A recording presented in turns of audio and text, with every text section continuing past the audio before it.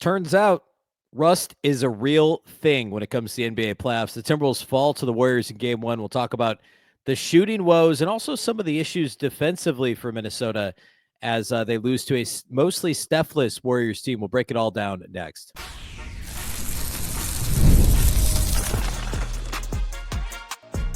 You are Locked On Timberwolves, your daily Minnesota Timberwolves podcast, part of the Locked On Podcast Network, your team every day.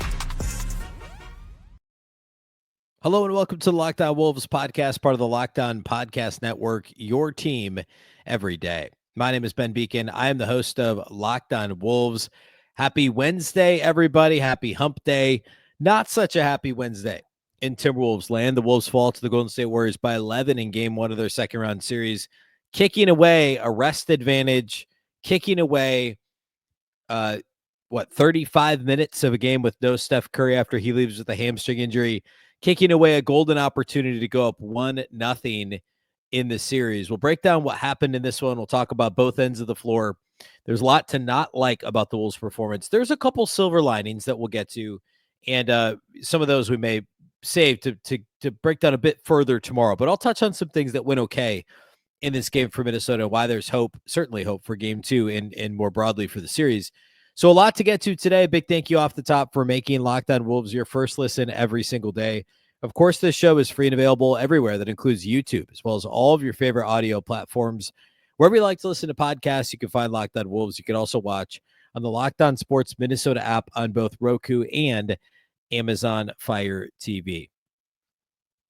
Okay, so coming into this game, of course, the Timberwolves have not played since last Wednesday. So that is basically a 6-day break. And the Warriors just played in a game 7 on Sunday, a highly emotional game 7 on the road. I believe they flew directly to Minneapolis. Average age overall, they're an older team relying on older stars, like all three of their best players on the other side of 30 between Steph, Draymond, and Jimmy Butler. There's no reason. I think the Wolves were 5.5 point favorites on FanDuel, maybe 6.5 point favorites on FanDuel when it was all said and done. I picked the Wolves to win this series in 6. I'm obviously not changing that prediction. And I don't think I said this at the show yesterday, I kind of had a feeling they might lose this game. I didn't think they'd lose it like this. I had some concerns. They'd come out slow. Steph would get hot, Buddy Hield would stay hot from game 7 on Sunday. And then, maybe at the end of the game, I thought it was going to be close.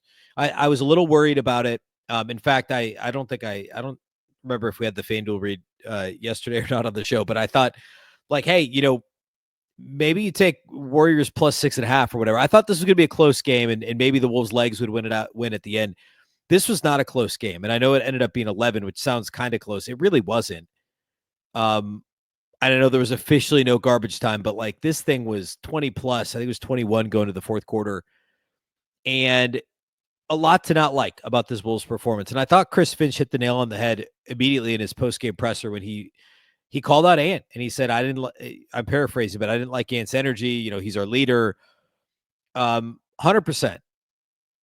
And there are some games where Ant starts a little bit slow offensively, and so he turns to be a facilitator.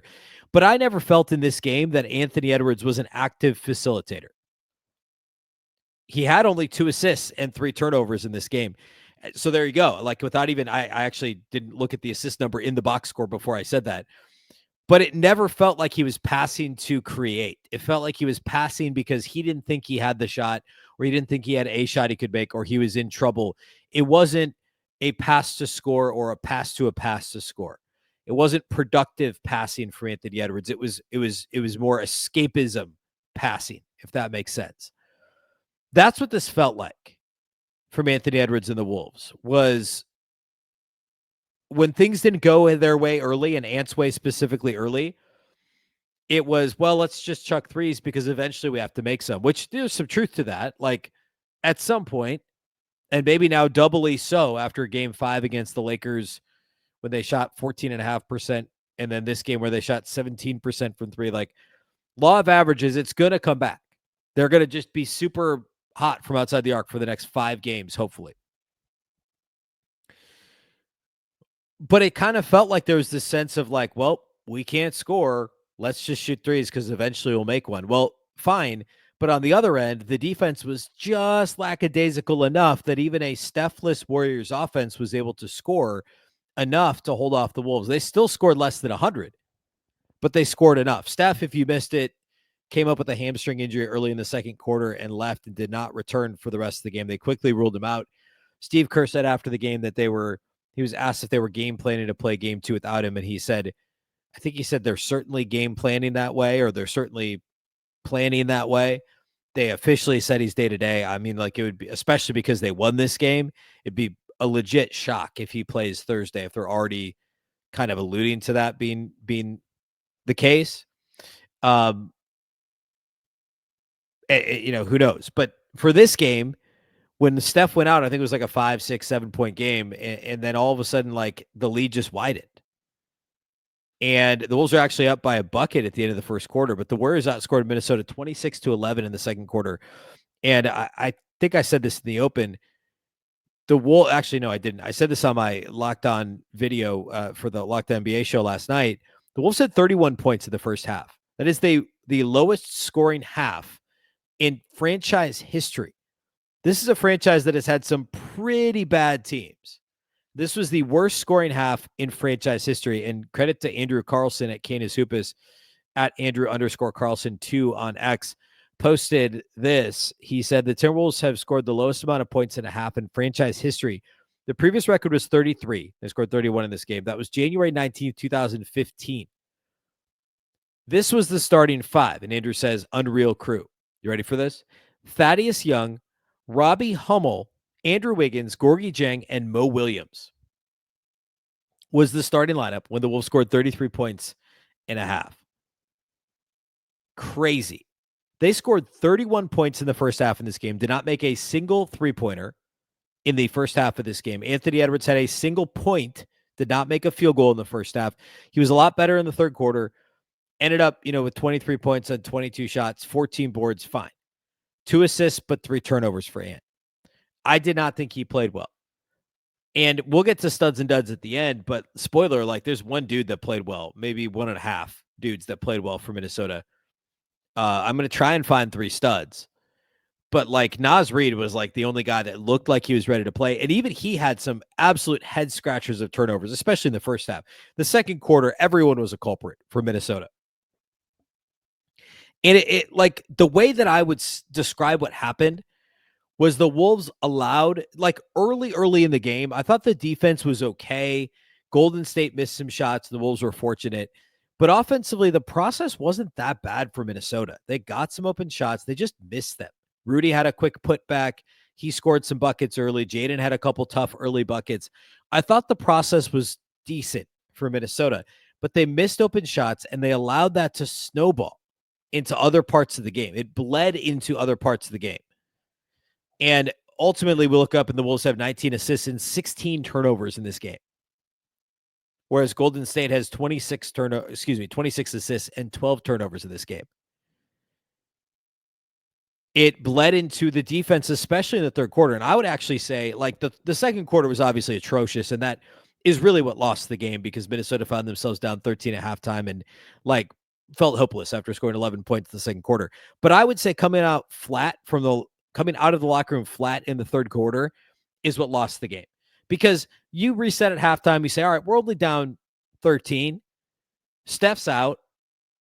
Ant's only scored 1 point. We can do this. We're at home. They don't have legs. They just played less than 48 hours ago in a game 7, highly emotional, on the road. We can do this.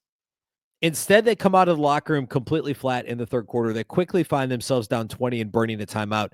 That's when the game was lost, because they allowed this psychological, we can't make a 3 thing to bleed into other parts of the game. And that was kind of it. I mean, that's what really got the Wolves in this game. I want to talk about a couple specific issues. We'll talk about the Steph-less Warriors and somehow how the Wolves, they again held them to 99 points, which is great. But if you only score 88, it doesn't really matter. But still, the Warriors got some easy buckets that were too easy considering not having Steph Curry on the floor. So we'll talk about some of that. We'll ultimately close here with studs and duds. All that's upcoming next. Today's episode of Locked On Wolves is brought to us by our friends at Open Phone. If you're running a business, you know that every missed call is money left on the table. Think about the last time you had an urgent need. Maybe it was a plumber or a service provider of some kind. If the first person didn't answer, did you wait? Probably not. You moved on. And that's why you need Open Phone. Open Phone is the #1 business phone system built to streamline and scale your customer communications, all from an app on your phone or computer. Open Phone will let you manage business calls and texts from a single app. It's super easy. Plus, the shared inbox feature is a game changer. Your team can jump into any conversation instantly without missing a beat. Plus, their AI agent will handle after-hours calls, answers common questions, and captures leads so that you never miss a customer. Open Phone is offering my listeners at this show 20% off your first 6 months at openphone.com/LockedOnNBA. That's openphone.com/LockedOnNBA. Open Phone is openphone.com/LockedOnNBA. If you have existing numbers with other service, Open Phone will port them over at no extra charge. Open Phone, no missed calls, no missed customers.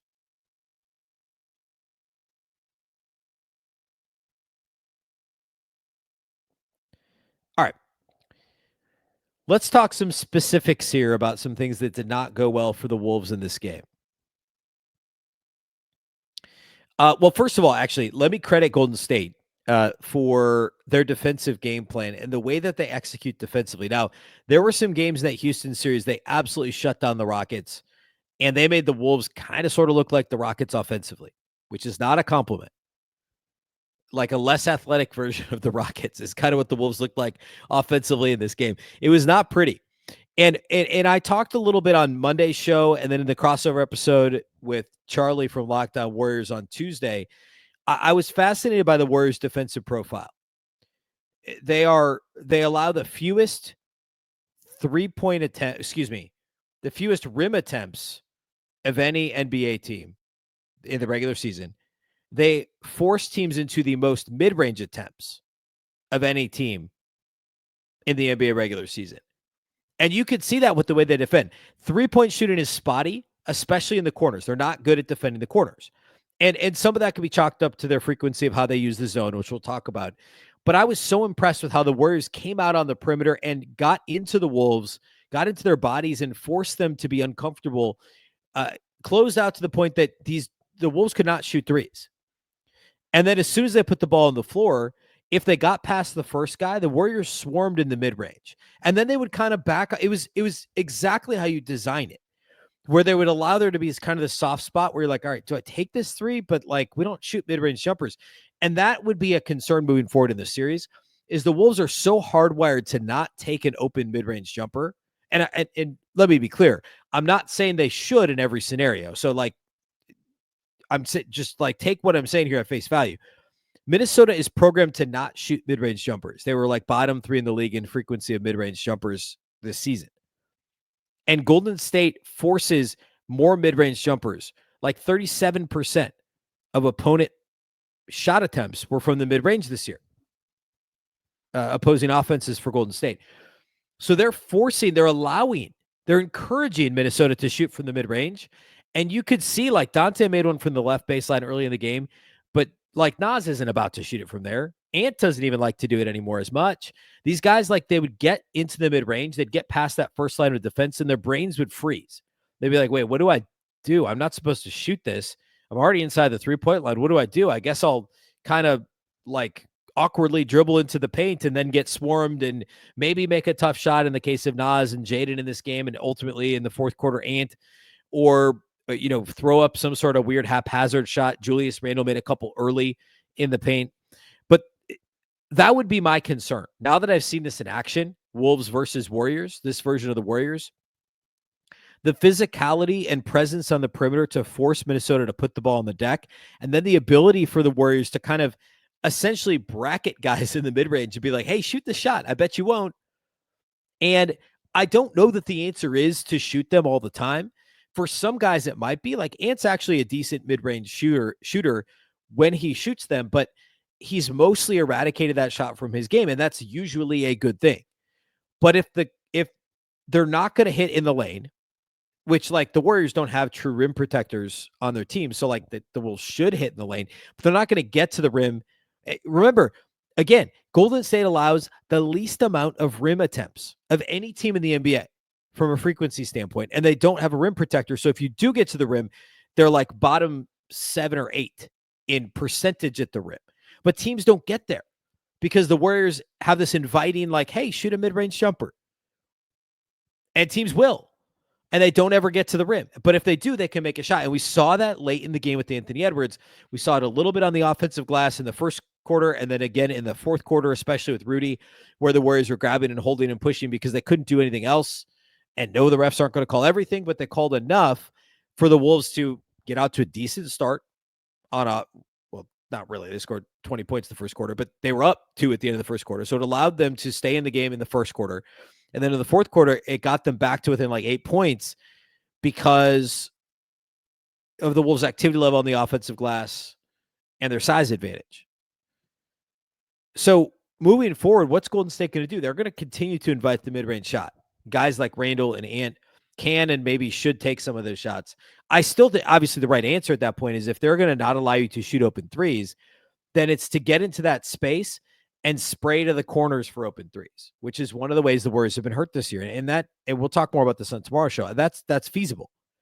And Minnesota had those attempts, especially early. They missed them.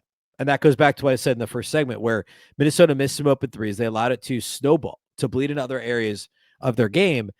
And here we are with a very unconfident Minnesota team that can't get to the rim, that can't make an open three, they can't make a contested three. So what are they going to do? On the other end of the floor, without Steph Curry, I don't know what the Wolves were expecting the Warriors to do, but it seems to me like they should have expected them to run Buddy Hield off a bunch of pin downs and get some open threes. And frankly, it took them a while to do it. They didn't score a whole lot in the middle stages of the game. I mean, they had Golden State at 26 second quarter points. They did have 36 in the third, but early in the fourth, the Warriors were not scoring. And I mean, like, Minnesota was like, all right, Brandon Podziemski, all right, whoever else wants to shoot an open three, Gary Payton. Now Gary Payton ended up making 2 of 3 threes. But like, Minnesota should have expected Golden State to be like, all right, let's just run a bunch of pin downs for Buddy. And ultimately they did, and he had a couple of kind of daggers late. Minnesota got it to 9. He pushed it back to 12. They got it back to 9. He pushed it. I think he might have hit the next 3 to make it 15 then as well. Like, I don't know what the Wolves were expecting. But without Steph Curry, the only guy that's going to beat you in the half court, especially from outside the arc at least, is Buddy Hield. Now, Jimmy Butler was trying at sometimes too hard to distribute, to be a facilitator, and he did it to the tune of 8 assists and only 1 turnover, which is great. But he also only had 20 points on 20 shots. He didn't actually want to shoot the ball, and Butler ended up still leading the team in field goal attempts. He was only 2 of 8 on threes. He's not a great 3-point shooter at this stage in his career. And Golden State ran a play for him early in the game to get him a corner 3, which was a really smart play call to get Jimmy going early. He's a better shooter from the corners than he is anywhere else outside the arc by far. So that made sense. And then later in the game, he was facilitating, and we were watching these guys, pods and like, fine, Moses Moody, shoot a 3. Like, they were daring these guys to shoot threes. And they were putting it on the floor and creating for each other. And ultimately they got beat by these Buddy threes late that, I don't say they lost because of their terrible second quarter and terrible start to the third quarter. Minnesota did. But the potential comeback was thwarted by Buddy Hield knocking down these threes that were mostly off of set play calls. And Steve Kerr did a really good job with this. And I don't know why the Wolves didn't make that adjustment defensively. I think there's a lot to talk about adjustment-wise. Obviously, you have adjustments to make when you're down 11 or you lose by 11. So we'll do most of that on tomorrow's show. But I was disappointed with how the Wolves responded defensively. Yeah, Golden State only shot 39% from the field. And, Minnesota did an okay job at defending without fouling over the course of this game, grand scheme of things. But it was a bit disheartening to see, Buddy Hield knock down these big shots late when he's the only guy you're really afraid of outside the arc for the Warriors. So a bit of back to the drawing board there for Minnesota, especially if there's no Steph on Thursday. Like, who's scoring their points? Like, it's Jimmy. in isolation, maybe back to the basket game, depending on how the Wolves are defending him, and then pin downs for guys like Buddy. And I mean, we didn't even talk about how Draymond Green hit 4 threes in the first half of this game, which there was some crazy thing they cited on the TNT broadcast, but the last time he had that many made threes. Like, Draymond's not making 4 threes in another game of the series. It's just not happening. So there's also some bad luck mixed in here too. But the moral of the story is this was a completely winnable game. Steph scores 13 points, plays 13 minutes, hurts his hamstring. Ant doesn't score. Ant has one first half point. The Wolves don't make a 3, and they're still only down 13, and yet they managed to lose this game by 11 for all the reasons we've already talked about. I want to talk about individual studs and duds, and I'll kind of boil down my biggest takeaways from this game. We'll do all that here next.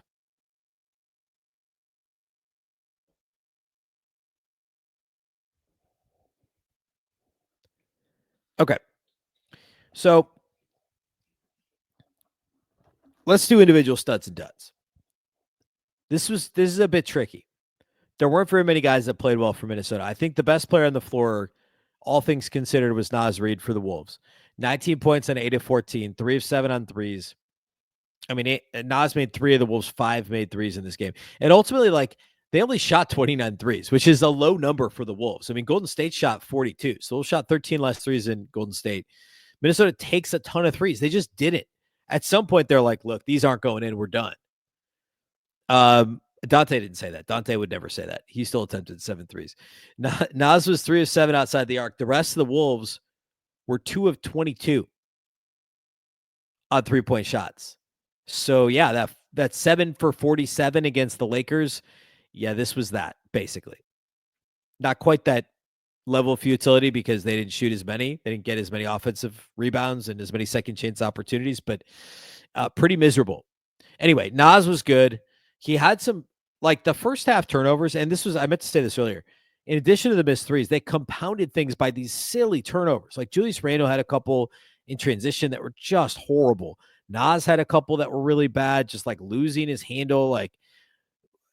Nas had 4 turnovers in 34 minutes. Dante had 4 off the bench in 33 minutes. Talk about what a big depth advantage the Wolves have, and then the Wolves' depth plays like this. Julius had 3 turnovers. It felt like they were all in the first quarter. I don't know if they actually were, but he really struggled decision-making wise early, and then actually functionally completing those attempted passes was really bad. I'm off track again. Nas still was a stud in this game, despite some of those turnovers. Mostly, we're grading on a curve here. We have to. Nobody else showed up. Nas had 19 on 14 shots, 5 boards, 1 assist, 1 steal, 1 block in this game for Nas Reid. I'd also give a stud, again, graded on a curve. I guess I'd go Jaden McDaniels. 12 points on 12 shots and 3 missed threes is not anything to write home about. But in the grand context of how bad the Wolves were offensively in this game, Jaden was big early. He had a couple of shots, I think late third, early fourth when they were struggling to score, and I thought he was important. And I thought he was doing an okay job making life difficult for Steph before the Curry injury. So I would give a stud to him. If I had to pick a third one, it's Rudy Gobert. I thought Rudy was pretty good in this game. 4 offensive rebounds. He had a couple knocked out of his hands. He had one that was a real bad one in the first half that led to a Warriors 3 that I think made this I think that was when the Wolves were up 16-13. Rudy had an offensive rebound. It was stripped. It got kicked out to Steph for a 3 to tie the game. Finch called the timeout. That was bad. Overall, though, 9 and 11 for Rudy, 3 blocks. I thought he was fine. I thought he took advantage of his size advantage. And there's certainly going to be a lot of opportunity to do that. He only got the ball once in the post against Jimmy Butler, and he dunked on him. So perhaps more where that came from. That's one of those things where it feels like if the Wolves game plan to get Rudy these touches, it doesn't turn out right. But if they do it in the flow of the game, like against the Lakers, where, hey, he's got this massive advantage, let's just look for him, it tends to work out a little bit better. So Nas is the clear-cut stud. I guess if I had to pick 2 more, it's Jaden and it's Rudy. Dud-wise, man, take your pick. I don't know. I mean, I guess I'd go Nikhil was pretty bad in this game. He only played 14 minutes, 0 of 3 shooting. 1 turnover, no assists for Nikhil was a game worst -13 in this game. take that back. Moses Moody was a minus 14 in 9 minutes for the Warriors. So a Wolves worst, minus 13 in 14 minutes. I would also say Mike Conley, no points on 0 of 5 shooting, missed both of his threes, missed a couple lefty runners. He did have 5 assists, but not a great game for Conley.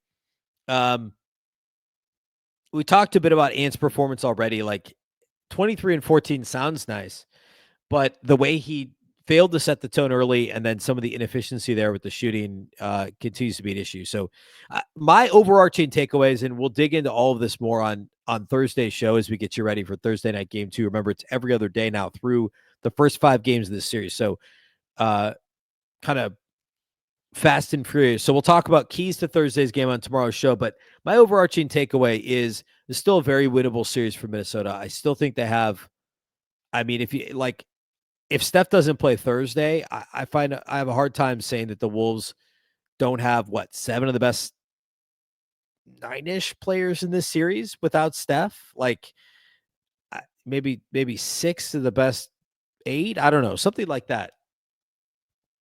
I do worry a little bit about the mid-range stuff. That's another takeaway is if the Wolves just like their brain stop working when they get the ball in the mid-range and they're like, it's not a 3, it's not in the paint. What do I do? It's, if the result is a kick out 3, if it ends up being a corner 3, like we talked about, great. They're not going to shoot 15, 14 to 17% anymore. Like 2 games in a row is probably enough. It's not going to keep happening. So if the result is Ant or Nas kicking it to the corner for a 3, that's fine. And that's the recipe for the Wolves to win because they're going to get into the teeth of the defense.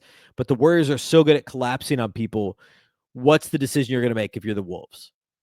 We'll dig into that a bit more on Thursday's show.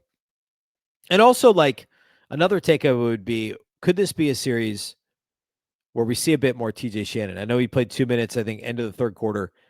I like if Nikhil's going to play like this, you got to go with the guy who's going to give you the energy. I mean, TJ immediately checked in, took a charge. Like this is there's opportunity here for TJ Shannon, I think, to crack into the rotation this series. So I still feel okay, especially if Steph misses Thursday, the Wolves can tie the series going back to Golden State. Yeah, it's going to be hard to win them both in Golden State, but if you split, win at home, win the series on the road in game 6, I think that's still feasible. And that may be the way we're going here. I mean, you get to, like, maybe Thursday is the crash game for the Warriors, or maybe it's Saturday. After they've split in Minnesota, they come back to Golden State. Maybe Steph plays or doesn't play, but at some point, Golden State's the fatigue's going to show up in a bigger way, and the ancillary players for Golden State aren't going to play as well as they did in this game. Remember, like, they ultimately shot 43% from 3. Draymond was 4 for 10. That is not going to happen again. Buddy was 5 of 8. That's at least realistic. Steph was 3 of 6. He may not play. Like, they had some pretty fortunate shooting performances, and the Wolves had some pretty unfortunate ones. So there's certainly, like, that's notable, I think. I don't think we can gloss over that being a factor. So Thursday's show, we'll break down keys. We'll break down what to look for Thursday night, what adjustments might each team make. We'll do that on Thursday's show. Of course, if you missed the postcast that Jack and Luke did live on Locked On Sports Minnesota on YouTube following game 1, you can listen to that. It's actually the episode before this one. If you're listening to the audio feed, if you're on YouTube, jump over to Locked On Sports Minnesota, check out the live feeds. They did that immediately following the game. And the audio is always live, or excuse me, not live. The audio is always posted to the audio feed following the live show. So check that out if you missed it. Again, on the Locked On Wolves audio feed. I'll be back Thursday, and then Thursday night, the postcast following game 2 with Jack and Luke as well. A big thank you for making Locked On Wolves your first listen every day. Of course, this show is free and available everywhere. That includes YouTube, as well as all of your favorite audio platforms. You can also watch on the Locked On Sports Minnesota app on Roku and Amazon Fire TV. Of course, the Locked On Wolves podcast is part of the Locked On Podcast Network. Remember, the Locked On Network is your local experts on all the biggest stories. Once again, I'm Ben Beecken. This is the Locked On Wolves podcast, and we'll catch you next time.